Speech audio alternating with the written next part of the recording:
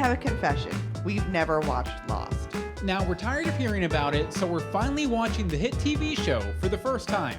Come along with us to the island. And please stay close by because We're so lost. We need to stop that boat. We're also rewatching the classic ABC TV series Lost. I'm Bill Meeks. And I'm Anne-Marie DeSimone. And we are here for both Lost and our Season 1 finale. What? Anne-Marie, are you excited? I am very excited. I thought this day would never come. I know. I mean, we've only been actively doing the podcast since December, but I believe the pilot we recorded for it was about a year ago. Yeah, it was about a year ago. So it took us almost a year to get through a season. So I hope you like this show because there's going to be a lot more years until we get done with Lost. But no, it's been a lot of fun, and we've been here every Thursday night. Ish, 8:30 p.m. EST, talking with our wonderful chatters at live.universebox.com. Tonight we have Holly Mack and Michael Lucero in there. Hopefully a couple other people. Lucero Walt! Yes, Lucero Walt! I wonder why you would say that. I don't understand. I have no idea. It sounds almost like a spoiler. Emery, why don't you tell them about our spoiler policy? Spoilers, my desk is messy. No. Okay. So normally in like real world where things are airing live, we love spoilers. We think they're fun. However, in the land of Lost, Spoil it up. Anything and everything is out there times a trillion, we don't want to know about it. So don't tell us anything that's beyond the episode that we are currently watching and discussing. Don't you dare. We'll Don't have pirates kidnap you.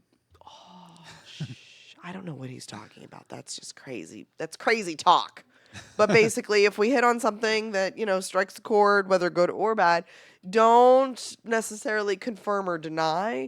Don't necessarily say, in season 4, episode 12, you totally get the answer to that question. I don't need that much specific. Maybe just be like, an answer is forthcoming.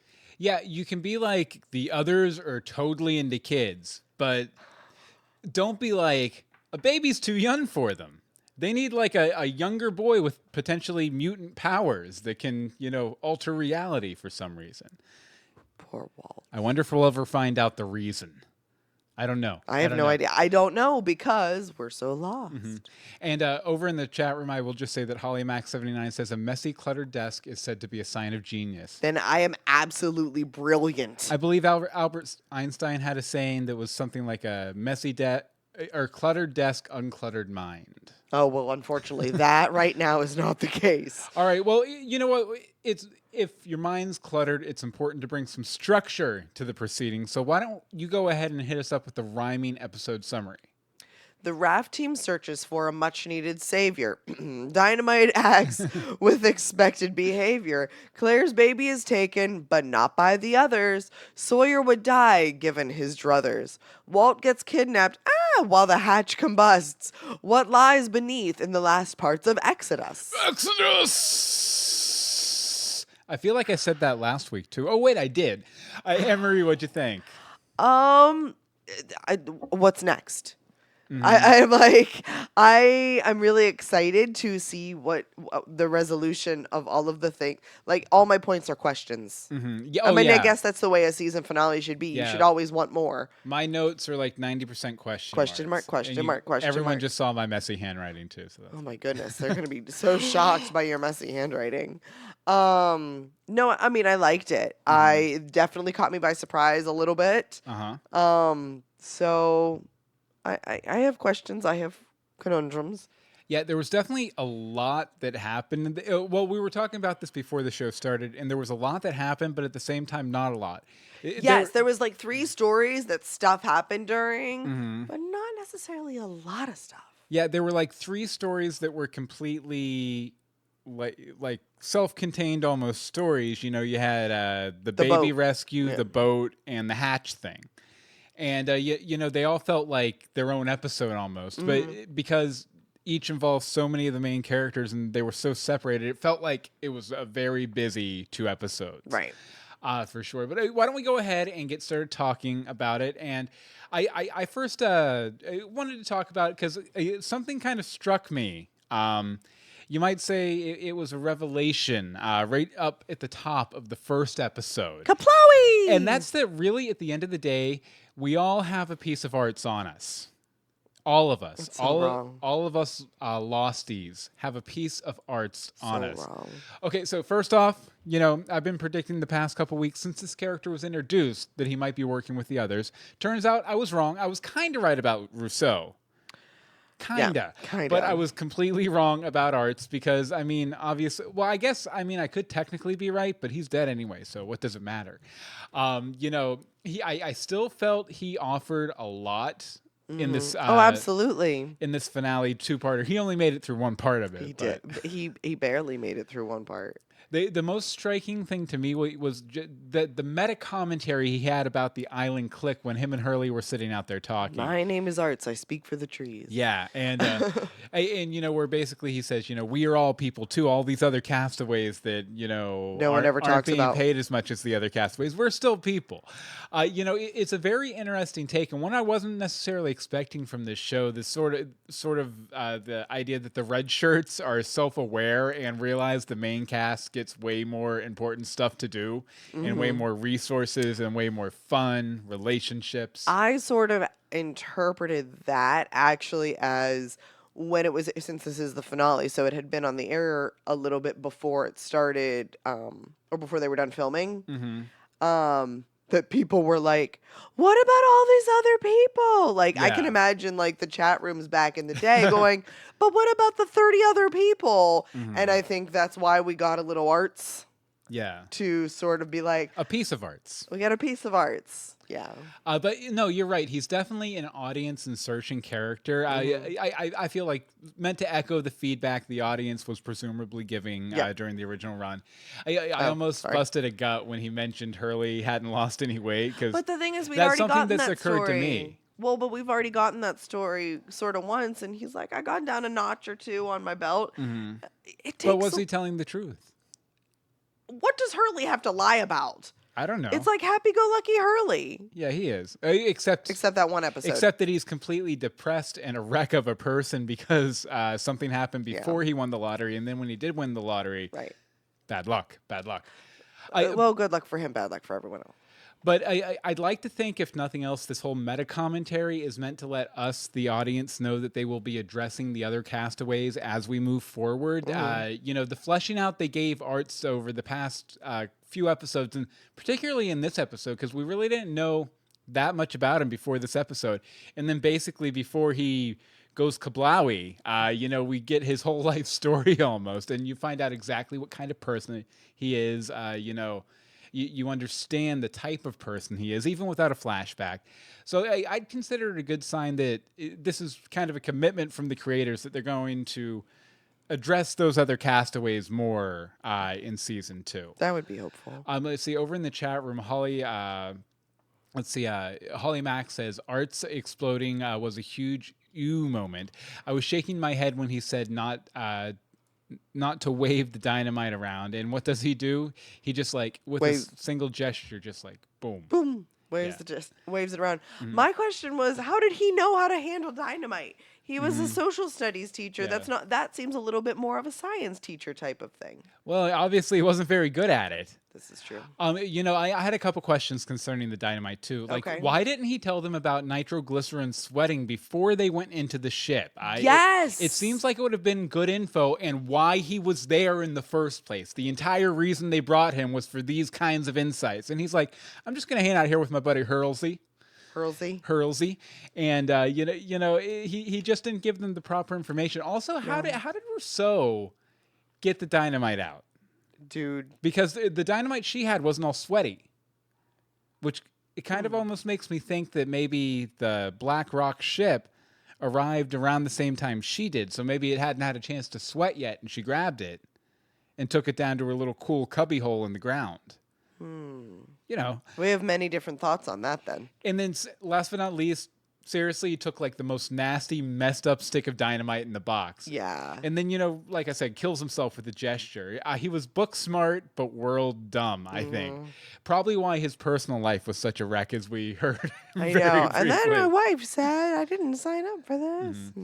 Yeah, no. Yeah. Lucero Walt in the chat room says, Michael Lucero, that it was definitely a shocking moment when he first saw it. And Yeah. then Holly Mac 79 says, also love the operation joke that Locke did to try and lighten the mood a little bit. That bzz, It was bzz, hilarious. I definitely. loved that a Yeah. lot. Like a lot. That was good stuff. But you know what? Maybe I was mistaken to lead with Arts because, I mean, he was really kind of a small part of the episode He was a bit overall. part, if you will. I mean, the major thing that happened in the Kaplawi! episode, The hatch went kaboom. the hatch. You wanted to talk about the hatch, right? I have issues with the hatch. Do Okay, you? I do. So I feel like this whole exploding the hatch to save themselves thing was an awful idea from the very beginning. A, we don't know what's in the hatch. Very true. B, isn't it pretty obvious that the hatch belongs to the others? Do you think? Wouldn't you think that this thing that you haven't been able to open belongs to the people who seem to be running the island? I don't know. I don't know if I would How assume many that. groups of people do you think are on this island? At least 2 that they know of. That they know of. And some of them really didn't even know about the second one until very recently. Right. Okay, fine. I'll give you that. But they thought that they were... Okay.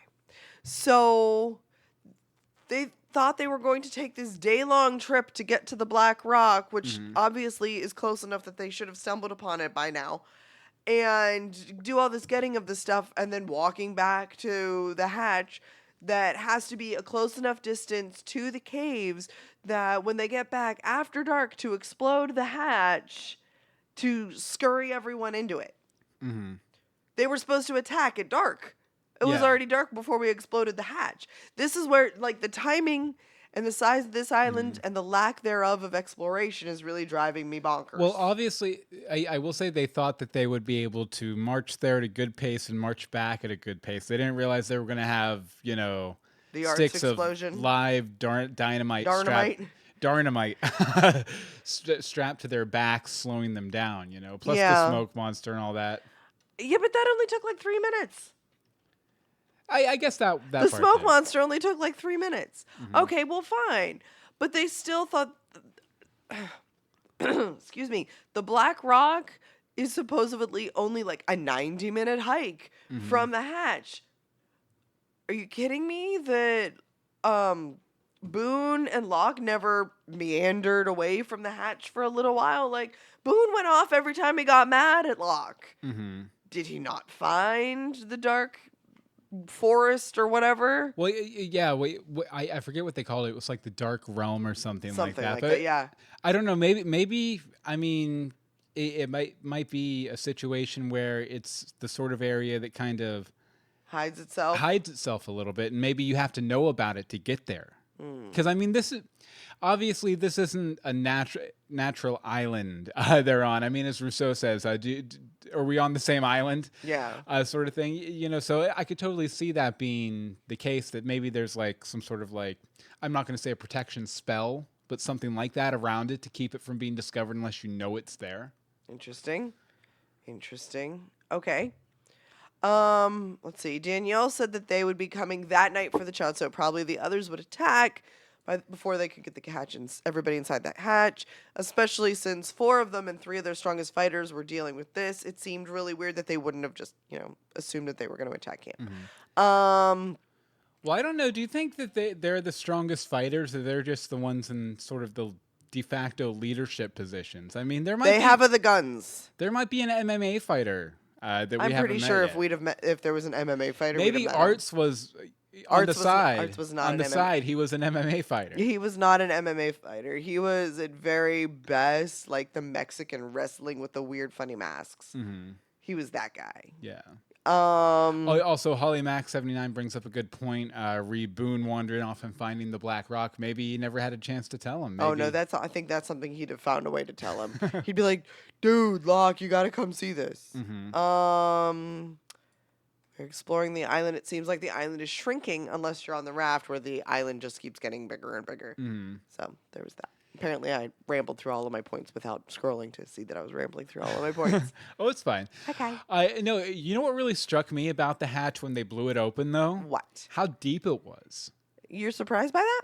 No, I mean, I was expecting it to be a little deep underground, but I figured we were seeing like a decent amount of its area from what they exposed, from what they dug up. Hmm. I wasn't expecting it to go down that deep just because it kind of came up in a cone right near the hatch.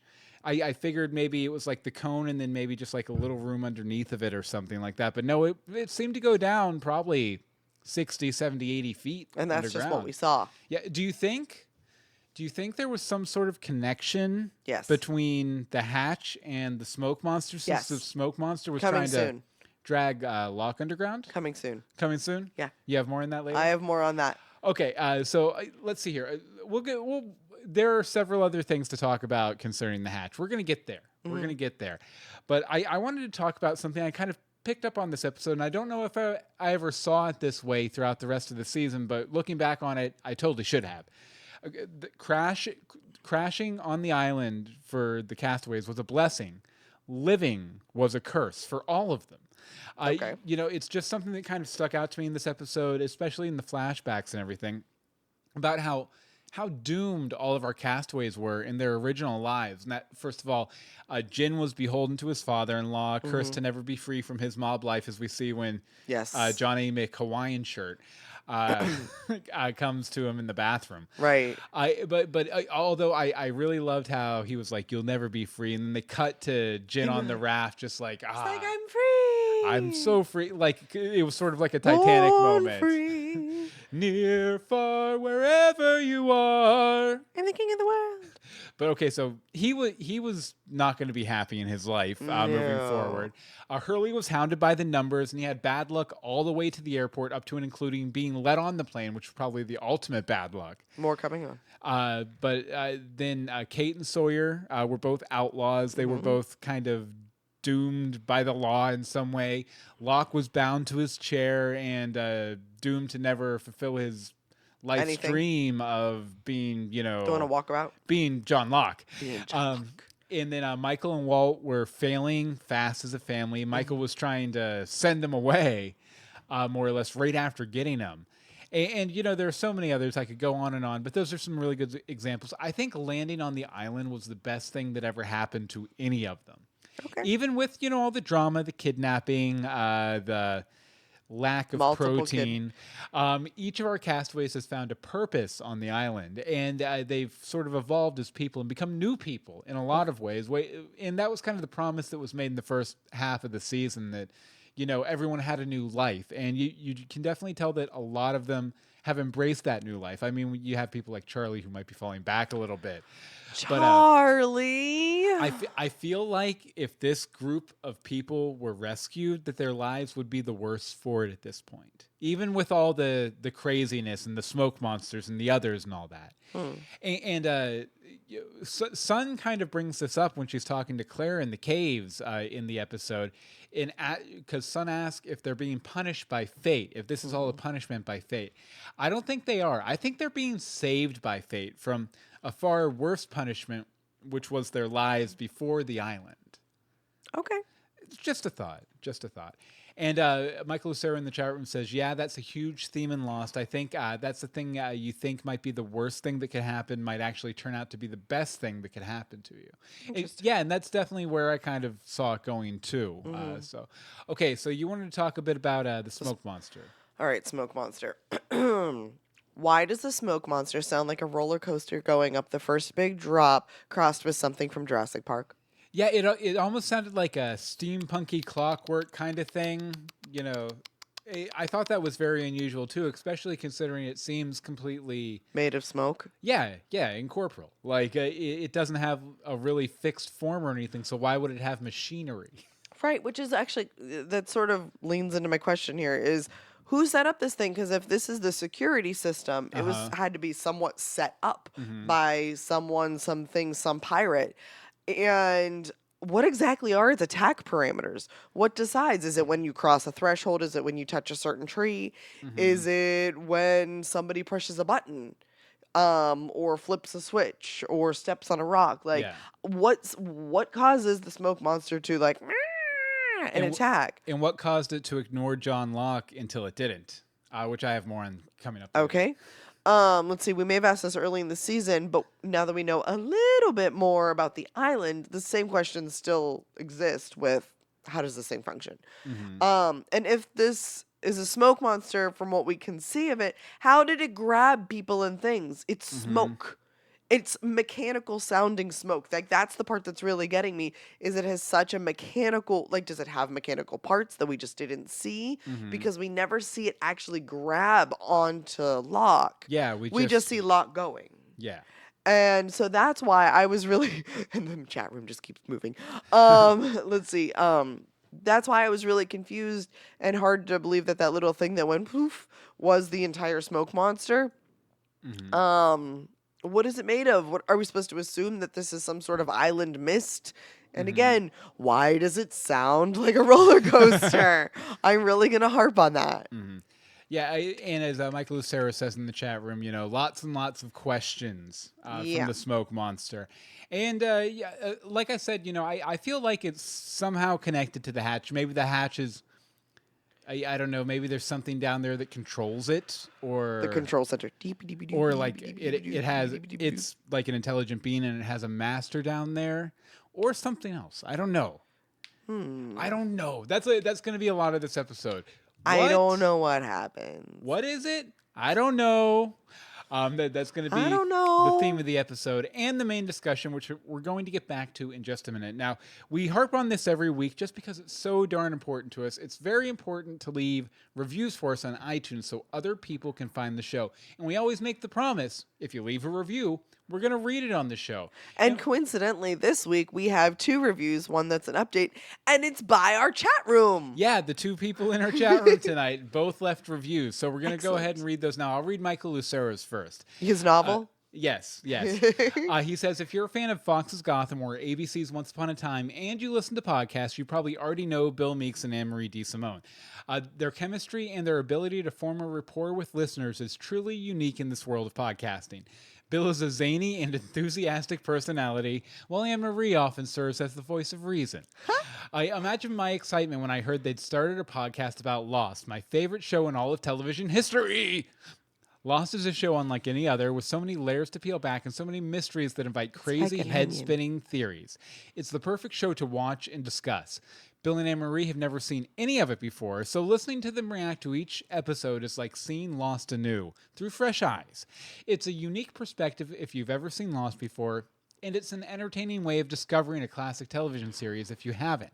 I've always wondered what it's like for showrunners and writers to read tweets or listen to feedback as each new episode airs when you know the unfolding story to come, but the viewers and the commenters don't. Well, if you've ever wondered that, then this is the podcast for you. Bill and Anne-Marie have the perfect energy to discuss this show. Give it a listen. You won't regret it. As always, thank you, namaste, and good luck. Namaste. Thank you very much, Michael. Thank you. And for your 4.5-star review. No, I'm kidding. It's a 5-star. Okay, and you want to read Holly next Max? Is from Holly Mack. A great Lost podcast. 5 stars. I have been listening to podcasts by Bill and Anne-Marie since they did Greetings from Storybrooke and have followed them into the Gotham fandom. And now I'm re-experiencing Lost again. I watched the series when it first aired and haven't watched it since. Well, that's changed. It's fun going back and watching the show and hearing Bill and Anne-Marie's reactions and theories.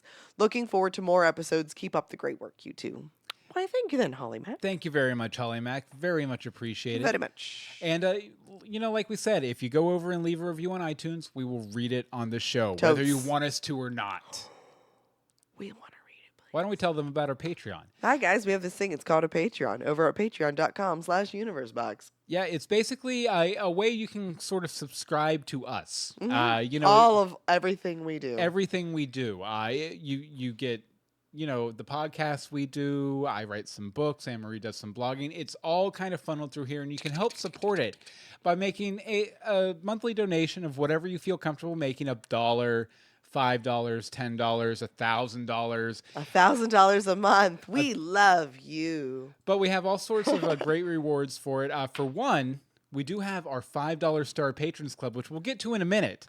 But there's all sorts of individual rewards based on the level of support you give us. But we also have goals that we can reach. Like if we get $200 a month, we'll do a bi-monthly movie commentary. We've done these in the past, but unfortunately we dipped so far below we had to Yeah, if we pull in the reins on that one. If we get $500 a month, we'll produce a video series to teach you everything we know about podcasting, from the technological to the philosophical, and you'll get it for free. And a bunch of other stuff, all the way up to, if we get $1,000 a month, we'll have a live Universe Box event here in Orlando for all of our podcast friends. Lots of fun stuff. But like I said, if you give $5 or more a month, you become a member of the $5 Star Patrons Club, which really are the coolest people on the planet. And this is the cool people club, guys. You know how they always say there's like a not a hatch, a sort of a bunker in the mountains where the president goes if there's a world-ending disaster. These are the guys we're bringing in the bunker? Well, we're not bringing them in. The U.S. government will allow any member of the $5 Star Patrons Club into the bunker when the world ends. And we want to thank each of you individually tonight. Jason Ritter, Becca Baca, Angel Kelsey, Monica Jones, Sage of Earth, Harry Seidler, Timothy Peters, Lisa Babick, Karen J. Horlatcher, and Hope Molinax. Now, that list is probably going to be changing because we just switched over. It switched months, but it hasn't processed yet. Yeah, it still hasn't finished processing. But, thank you so much for our $5 Star Patrons Club. You will not die at the end of the world. If you want to not die at the end of the world, too, go to patreon.com/universebox. And remember to think outside. Okay, before we get back to our main discussion, it's still going to be in the realm of Lost because Michael Lucero, our resident Lost expert, who you just heard a great review from, a very glowing review. Glowing. Always calls in and lets us know his thoughts about the episode. Since this was 2 episodes, he gave us twice as much. So sit back and enjoy Michael Lucero. Take it away, Michael.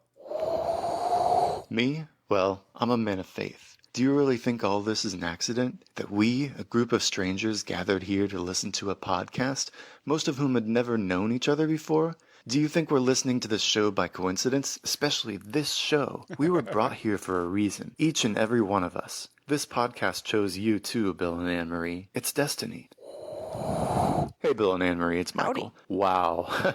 Such an amazing episode, right? Mm-hmm. Come on now, that was epic. Episodes. This episode literally starts and ends with a bang. How cool of a death scene was that for poor Dr. Arzt? Oh, Dr. I also Arzt. love the use of flashbacks in this episode as well, continuing the format from Exodus Part 1 of showing the characters in the Oceanic Airport before they boarded, and then seeing the plane take off at the very end. Again, another moment where the music just makes the scene so much better. That track is Oceanic 815 if you're looking at the soundtrack, by the way. We really see in these stories how far our survivors have come since the crash, especially with Michael and Walt, and even Locke with his inability to even form a full smile when he looks at Jack. And Charlie, wow, he did not come off looking good in that hotel room. Speaking of Charlie, we knew this was going to happen, right? Oh, yeah. As soon as we found that drug plane, we knew it could only be a matter of time before Charlie found it too. And that actually brings up another point I have. I've said this before, but despite how much we know about all these characters in their past lives, they are really still strangers to each other to some degree. Saeed has no idea that Charlie was a heroin addict. Otherwise, he wouldn't have stopped anywhere near that plane, let alone told him about what was inside. Exactly. And we also see Jen... Yeah, at first I was like, Saeed! Say no! And then you're like, oh, wait a second. He doesn't know because they idea. kept that secret. Only Secrets hurt someone. Yes, they do. Charlie. There's a rhyme there. Beginning to learn English. I think it's pretty clear that he understands most of what he hears, but just can't speak it very much.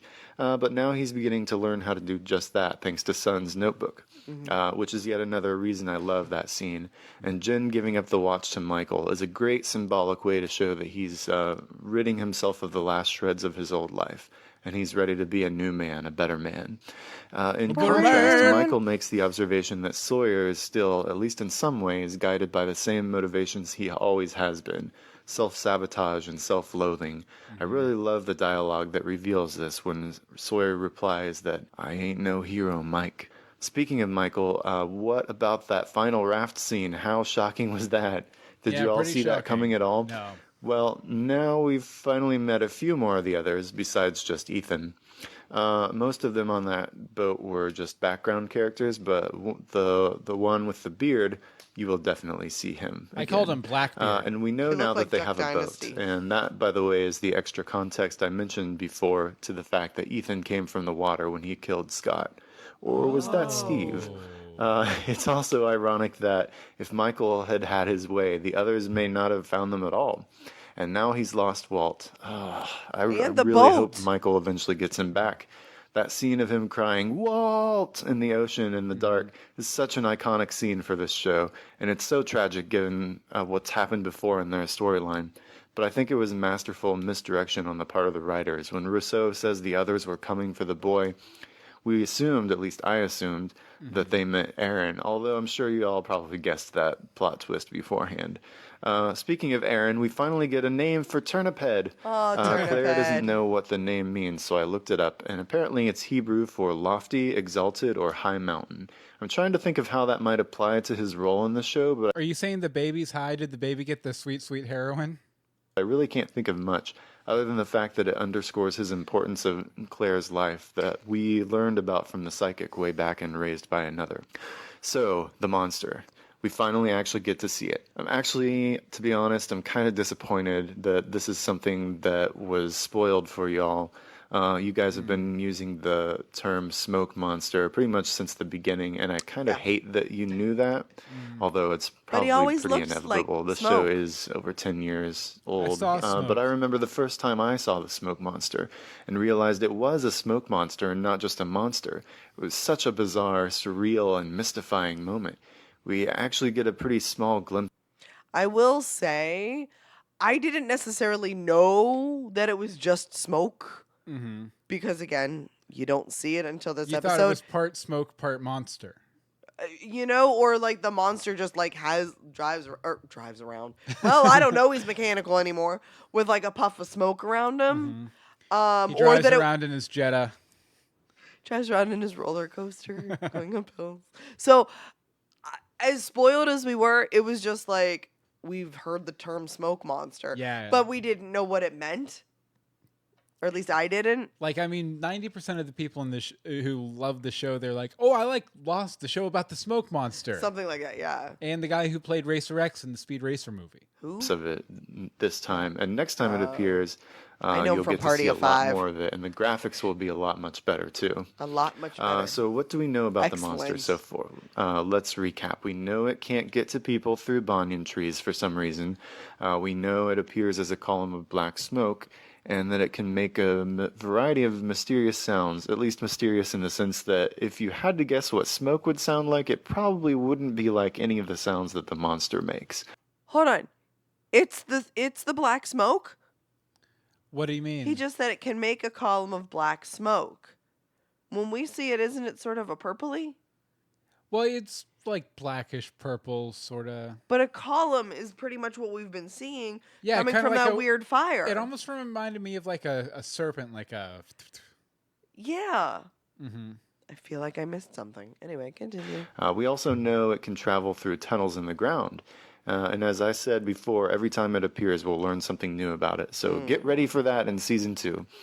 Also, it's kind of interesting that we see black smoke in 2 different forms here, the monster and the other's smoke beacon. Apparently, if I'd have just shut Sure, up, there's I'd some have gotten the significance answer. there, but I'm not entirely sure what it might be. Yes, you Yes, you are.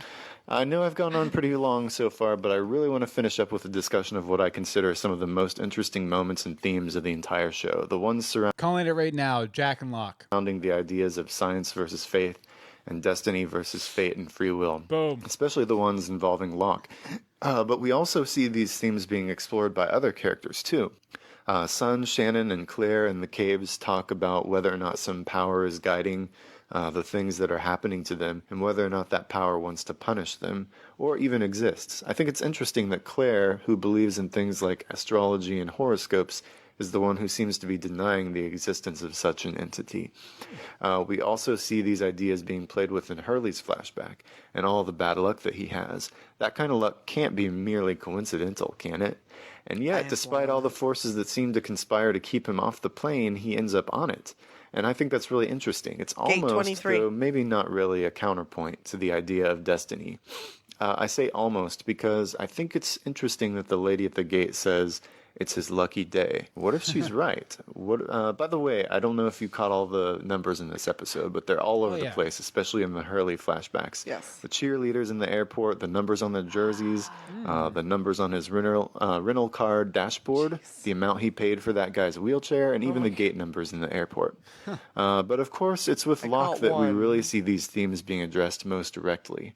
His conversations with Jack here are some of my favorite Locke moments. He definitely comes off most strongly as a believer in this episode, and he thinks that hope is inside the hatch, which I think is a completely sincere answer, despite Hurley's completely unsatisfied reaction. The way in which he goes towards the monster instead of away from it. Now look, I'm a man of faith myself, and I really admire Locke for his faith. But I do admit that maybe he has the tendency to not always place it in the right things. And I think this is an example of that. Although, look at the contrast between his awed and raptured expression in Walkabout when he first sees the monster and his expression here. They're completely different. I have a theory about this, but I can't really get into it without spoiling parts of Season 3. So later, I promise. But Locke calls Jack a man of science and himself a man of faith. He seems to be setting up a dichotomy here, a binary, if you will. But if you look closely at their conversation, I don't think that's exactly what's happening. He says that Jack believes in destiny. He just doesn't know it yet. And yet he calls Jack a man of science. This suggests to me, as I happen to believe personally myself, that science and faith are not necessarily mutually exclusive. And I also think it's neat that Locke has faith not only in the island and in their destiny, but also in Jack himself. Now, I think Locke's faith is definitely absolutely warranted, since a miracle did literally happen to him after all. But it's a complicated thing. He believes in the island, and rightfully so, but like I said, not everything on the island might be worthy of his trust. He's also led into some tragic directions because of his faith, such as the tragedy of Boone's death. And here he calls that tragedy a sacrifice that the island demanded. But I think you can see in his expression and body language that even he isn't convinced of or satisfied with this terminology.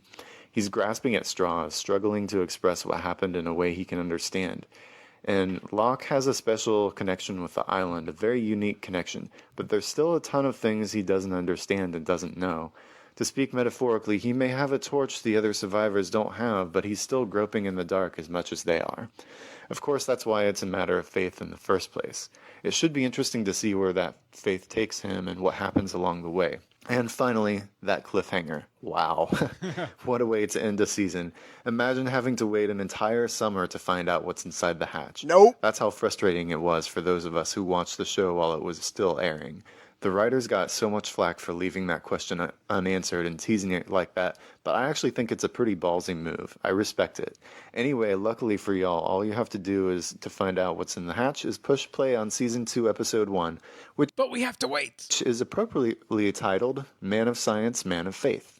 I wonder what kind of themes they'll be exploring in that episode. Oh, and just a teaser, Season 2 features a couple of new characters, one of the actors of which will be very familiar to Anne-Marie. Anyway, I would give this episode 1,223 out of 1,242 birds that sound like they're saying Hurley's name. As always, thank you, namaste, and good luck. Namaste. Look, he throws that in there, and why is it always the things I don't Yeah, catch? just lobs it over there. He's like, bloop. No, but thank you very much, Michael. And yes, it Yes, was it was long, fine. but yes, it was warranted because it is the finale. And also, we kept pausing it to talk, so yeah. So we made it was it probably longer. 5 minutes longer than it should have been. But we appreciated your cameo appearance as the dragon puppet. Definitely. I'm sorry for the puppet. Never be sorry for the puppet. I'm sorry. Okay, well- I'm so sorry. Well, Michael has talked a lot about this episode. Let's get back to talking about it ourselves. okie dokie. Okay, so I wanted to talk a little bit about the island and John Locke. Now, Locke seemed in the early parts of the season like he had the island's blessing, but it also, at the same time, it seems like this episode, that time has sailed. That time is gone. That time is no more.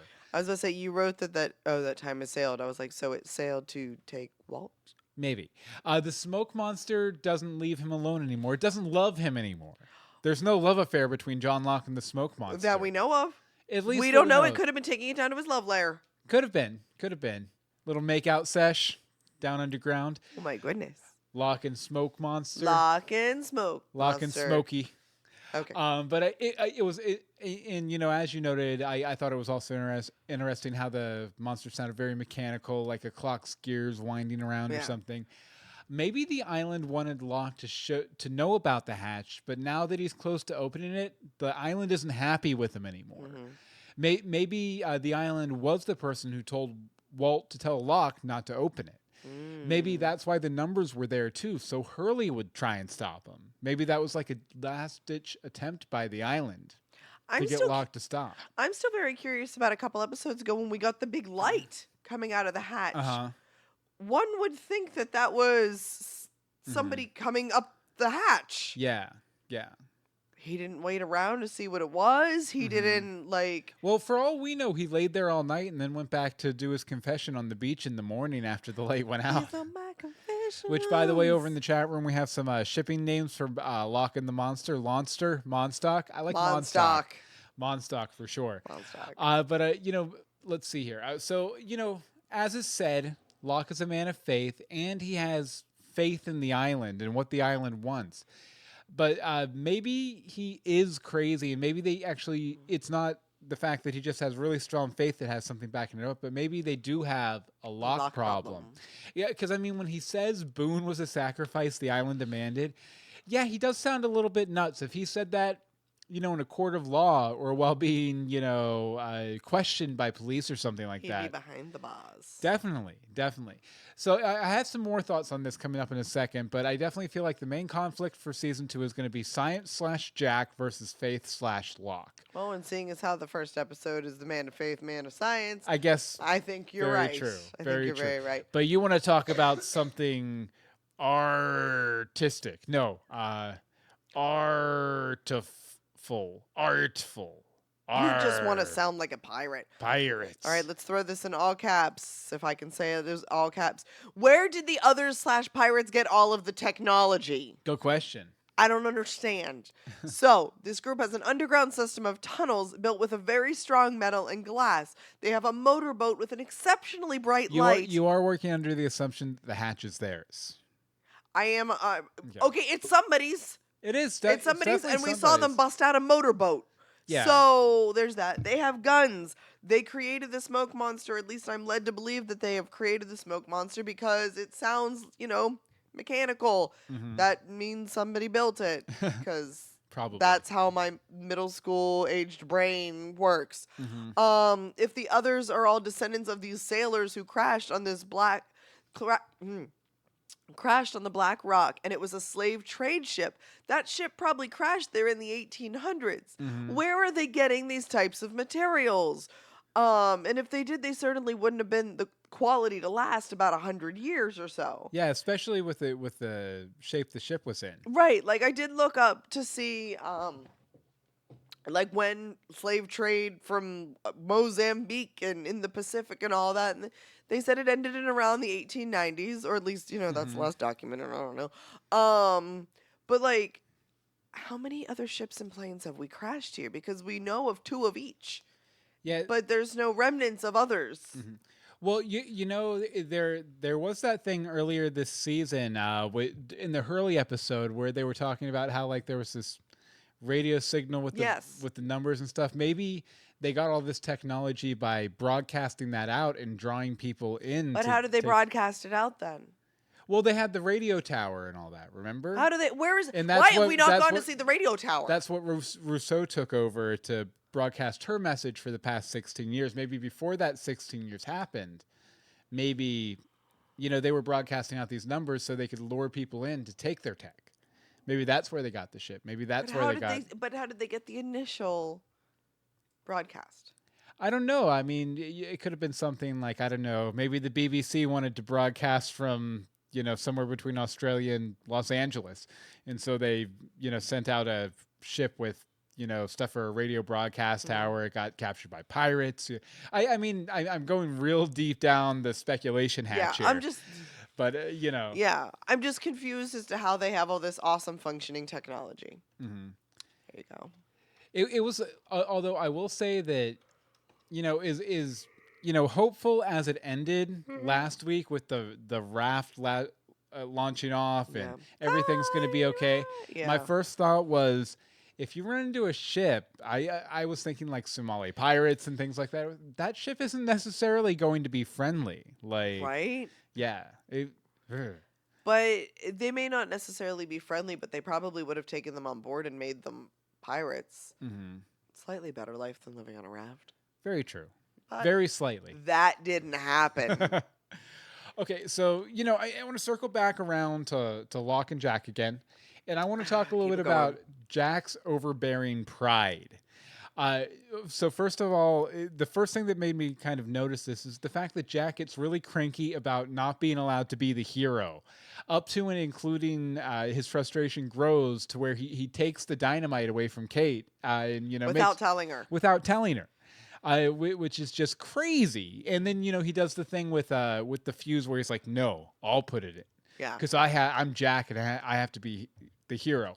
I think that our leader, Jack, he has bought into his own hype way too much. Right. He thinks he knows better than anybody else on the island. Kate, Locke, even the group as a whole. He thinks that he should be the one in charge and he should be the one making all the decisions. But he didn't want to be in charge. But he didn't want to be in charge, but he wants to be in charge. Nah. And now there's a Locke problem because there's someone on the island Who opposes him. and is also probably more capable than him in a lot of ways and might have a better clue on what's going on the island than he does. Right. And I just think that pride cometh before a fall, and as much as there's this mounting conflict brewing with Locke, I feel like Jack is going to stumble when he finds out that maybe on the island faith beats science. And I think maybe that's going to be the fall that Jack takes, in this conflict. I could see that. And Holly Mack of 79 in the chat room says, "Where's the stash of Snicker bars when you need them?" Always a good question. Dude, I'd have taken care of those week one. And Lucero Wald thinks that Locke wants to, or Jack wants to keep control of the situation away from Locke in particular, hence the "I'll do it" thing. He really, really, really doesn't trust Locke right now, is what Michael says. Okay, you wanted to talk about Danielle, the baby napper. Danielle Rousseau, baby napper. Baby napper. Okay, so we find out that the mysterious claw marks on her arm came from Claire. Mm-hmm. Okay, this is a pretty big deal. Yeah, that was a pretty shocking revelation. It is, because does this mean that she was working with Ethan? Do you think? Well, Ethan is the one who kidnapped Claire and Charlie. Or did she take Claire away from him when he was stringing up Charlie to the tree? Well, I don't know if it was right then, but the impression I got was that somehow she got Claire away from them, or But something. how? Or maybe Claire got away from them herself, and then Rousseau found her. See, that I believe more. Okay, I'll take that one. What does Danielle know about the hatch? She pretty obviously took the group to the Black Rock so that she could go back and take Claire's baby. Did she even think that they had a chance of getting into it? Did she even care? I don't know. I think she just really was concerned about getting her baby back, who is not a baby. Her baby is 16 years old, Yeah. and for all we know, not alive. Yeah, I was gonna say they didn't seem very friendly with Walt. Like, I don't know if her kid's gonna still. I don't know if her kid's going to be alive. Sacrificial lamb. And luckily, Michael Lucero in the chat room says we'll get answers to all these questions in time. To all these questions and more. Let's see. She does give up really easily when they catch her at the black smoke fire. Like, why did she expect them to be at the fire after dark if they were supposed to attack? This is like the timing thing is like a really big deal to me because, and she even said that the smoke was like 5 kilometers in, but they were very clearly on a beach. Well, maybe 5 kilometers in was on the other side of the island. Then it's not in; it's around the island. That's Well, if you're on one side and you see black smoke on the other side, that's kind of in. kind of. Especially if you don't know how big the island is. That's because nobody goes exploring, but they suddenly know it's 90 minutes. But no, she seemed to pretty easily give up. Like, she saw that she had failed. Mm-hmm. So, I don't know. Yeah, well, I think she was definitely expecting the others to swoop into the camp and take the baby. Yeah. I don't think she was it never even entered her head that they were coming after Walt. No, not You at know, all. do you? Well, that's because they took her baby a week after it was born. Yeah, so they And assumed. so they, I would assume as well. Why didn't they Mhm. come for Walt a month ago? You know what? That leads perfectly Oh, good. into my next point, which is Whoa! Walt. Okay, so first off, I just have to say how heartbreaking it was for him to get taken just when him and Michael were finally connecting as father and son, especially after we see in the The flashback that flashback. they were so not like. But we knew they weren't. Yeah, we knew they weren't, but we didn't know that It was that Walt point. had heard that Michael was trying to pawn him off on his mom. I don't think he was necessarily trying to pawn him off. He lives in like he didn't have the stuff. He didn't have the. Oh no, I think he was means. totally trying to pawn him off because it was a little more than he thought it was going to be, and Okay. you know, I think he was trying to. He wanted his son for years and years and years, but when he got him and his son was a jerk, he was like, "Okay, I'm good. I'm done. I'm done. I've been living a pretty happy life here, I guess." So I think he was ready to cut and run. But why did the others want Walt in particular? Why don't they want Baby Aaron? Why wasn't Baby Aaron good enough? The magic. I was wondering, did they run some sort of test on Claire that proved that the baby wasn't worthy when they had Claire in their possession? Or did Rousseau's taking Claire, kind of fighting with Claire or something, maybe Claire being separated from the others after being captured by the others somehow tainted her and the baby from whatever purpose they're trying to accomplish? Interesting. You know, and it was as shocking a cliffhanger as I can possibly imagine, even more so than the hatch. Like Walt being taken, I thought was way more than the hatch. Yes. You know, the boat and all the equipment are destroyed. Jen and Sawyer are MIA, under the ocean maybe. They're 15 miles out from the island, and Michael has lost his kid. How much darker can this show get? Right. I mean, the hatch was kind of like look forward to next season. This was like, wow. Things have gotten crazy. Right. Well, that's the here. thing is they threw that like bomb on top of the raft after Sawyer was shot, fell in the water. Jin jumped in after him. Mhm. Michael, for I think he got into a fist fight with a dude and got knocked into the water. Like, Yeah. and then the boat explodes. Like, what? Because they threw a jar of Granny's peach tea I on it or know. something. I was trying to avoid that. Okay, well, you wanted to wrap up talking a little bit more about the numbers, right? Hurley and the numbers. The numbers. I don't think I finished putting my point in, but I can make it good. Let's see. Let's see. I think that this episode, we got to see a bit more of the power of the numbers. In Hurley's flashback, we see him have bad luck for the very first time since winning that lottery. With the way this show works, it feels like the numbers were trying to protect him from getting on the plane and thus getting into the accident. But at some point, the numbers give in and give him his good luck back. And I think that the good luck was them reopening the gate for him. But I mean, he sees the numbers on the hatch and starts freaking out, and they literally just ignore him. They don't ask. Well, Locke, I don't think Kate and Jack were necessarily ignoring him, but Locke was like, "Oh crap, he's going to try and shut this down. I better do it now, or I'm not going to get the chance to." Locke was not. I mean, he was aware of what Hurley was doing. He wasn't ignoring him. He was responding to it In a different way. very extremely because he knew he was about to lose his opportunity to blow open this hatch. Right. And he really should have known better since Walt told him not to open the hatch. So you have that double. What was I going to say? Oh, but with Hurley and his luck, shouldn't he have been the one carrying the dynamite? I mean, he has good luck.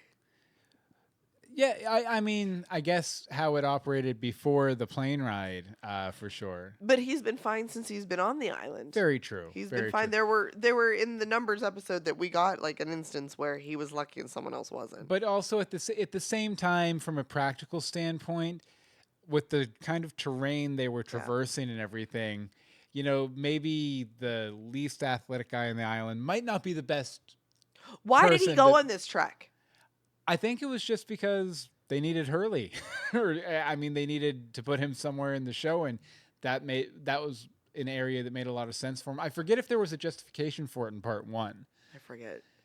But But that like kind of drove me nuts. It's like you're not really giving him much to do. Mm-hmm. He was there to be a sounding board for Arzt and, Yeah. to try and stop them from Well, the you know hatch. what? Maybe that's what it was, is because he knew about the hatch.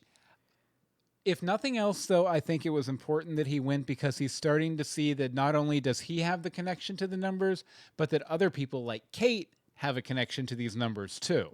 And, I think that's something that's probably going to get fleshed out more and more as we move on, that he's going to start to realize that there's all these connections to the numbers with all of the castaways, and maybe that means something. Okay. And I'll buy that. I also think it's very interesting that the numbers were on the hatch, which makes me... I mean, it's a foregone conclusion at this point that the hatch is related to the numbers somehow. Yeah. I just wonder how. How and why. Yeah. And then Lucero Walt says in the chat room, Hurley complained about not being in the loop in past episodes. I think he just went along to feel included. Gotcha. I could definitely That see works. that. And I mean, if there any rando on the island is going to get to go with the other crew. main cast members, it's going to be Hurley. Because, I mean, I everyone don't know if likes... he's really a rando. Everyone likes Hurley. I'm just saying, not rando like he's Arzt. completely not like Arzt, but a rando in the sense that any random person from the Castaway group. Okay, it's time to rate the episode, Anne Marie. Okay, so Anne Marie, using my arbitrary scale, out of 150 pieces of arts, how many pieces of arts do you give this episode? 145. 145. Why? So many things. So many things. Mm-hmm. So many questions. Yes. It's like More questions than answers, as we Yes. we were warned. we were warned. There's just so many questions. Mhm. But they're like, it's like in a good way. Yeah. So You how know, about you? I'm gonna give it 150 pieces of arts because it was very intense, very like moving forward. I was really glad that they kept the whole connection of the themed flashbacks going throughout all three I parts. loved the flashbacks. We didn't even really touch on that too much. I thought they were beautiful. Definitely. I thought it was a really good episode, really intense, really dark, all sorts of things I love. The first time we watched it, I felt like I didn't feel like a lot happened, but the second time I was like, no, so much happened. It just took having seen it once and then going through it again. Oh, wait a second, there's so much here. Right. And you don't necessarily realize it the first time through because a lot of it's setups for reveals and things like Right. that. Really good stuff. Over in the chat room, Lucero Walt says, I absolutely knew that was going to be your scale. That's why I didn't use it myself. 157. So he's above the scale. So Holly Mac 79 also gives it 148 pieces of arts. Nice. And Mike Lucero also asked us, so what do you think? Are you going to keep watching the show? Of course. For sure. When it's the next season break for one of our other shows, we will do it. Definitely. But between now and then, we're definitely going to we're gonna do, and we kind of proposed this several episodes back. We're gonna do a spoiler party like we do for our fan cast that are actually airing while the show's airing. And Michael Lucero, I know, has been working on some news stories for us to discuss. We might even have him on as a guest or something. That'd be kind of fun. I think we might have to do that. But definitely, that'll be next up in your feed. If you're watching on YouTube, we'll probably do it sometime in the next few weeks ish because it won't take much prep. Yeah. So we'll just sit down and do it one night, and it'll be good. But we'd love to hear your rating of our ratings of season 1 if you've watched the show before, and your speculation for season 2 if you haven't. You can email us we'resolostpodcast@gmail.com. You can hit up our Facebook group, facebook.com/groups/we'reSoLost. The Twitter's @we'reSoLost, and the voicemail number is 424-274-2352. Again, that's 424-274-2352. Now, Anne-Marie, where can people find you online? You can find me on Twitter @DeSimone. It says so right there if you're watching the video right there. Or you can check out my blog, crunchycrafty.com. As for me, you can follow me on Twitter @BillMeeks. You can follow all of the podcasts we do, including the new Universe Box New Universe Box. at universebox.com. And besides that, What you gonna pimp this week? I am going to jump into the water, and you can follow me there. Because the boat's about to explode.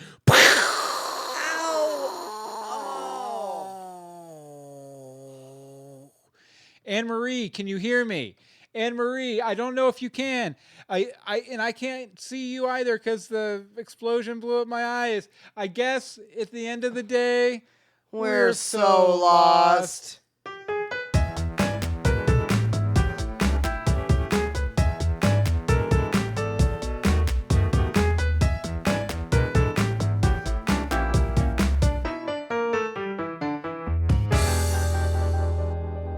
Season 1, we did it. Woo! We also did forgot to it. thank the chat room. We did forget to think, and my mic or my camera somehow got bumped. Oh, it happens. Okay, so we are going to pop in some episode title possibilities here in the chat room in just 1 second and on the screen. Dynamite. All right, so okay, there we go. Michael, you can if you want to. He asked if should send in all the fake news and for the spoiler party. Definitely. So we have for episode titles A Piece of Arts, Crashing Was a Blessing, Living Was a Curse, The Island and John Locke, Darnamite, Monstock, and The Speculation. Dynamite. Was it The Speculation? I guess it was just The Speculation. I guess it was. Let's see. Mike Lucero likes Darnamite, Dynamite. Monstock, and Crashing Was a Blessing. Yeah, actually, it would probably be Crashing was a Blessing. So let's see what Holly thinks. What do you vote? I vote Darnamite. You vote Darnamite? Dynamite. I like A Piece of Arts. You would like A Piece of Arts. Make sure you spell it right. I did. I copied that off of Wikipedia. Okay. Or off of Lostopedia or whatever. You went on Lostopedia. I did. I Googled in a link from Lostopedia up here. Nice. Okay, so They're all Holly good Mack titles. says they're all good titles. So Holly, that's not a decision. yeah, we need a decision, or else I'm gonna make it. Oh. Okay, Darnamite. We'll do Darnamite. I just didn't feel like typing it out. I think we'll do Darnamite. You like that? Darnamite? Dynamite. Darnamite! And Holly Mack likes A Piece of Arts too, but I think the Darnamites have spoken. Mm-hmm. I thought, well, it was 50-50, and I already picked Darnamite, so I'm going to stick with it. But thanks so much for coming out, guys. We really appreciate it. Thank you. We're going to be quiet for the next week and a 2 half weeks. here. We have a confession. Except for a theme song, because we're going on just likes to vacation. play. But we'll be back very soon with some spoiler parties and some this, that, and the other, the new universe box. And I don't know, maybe we'll Facebook Live sometime. Maybe. Maybe. But have a good night.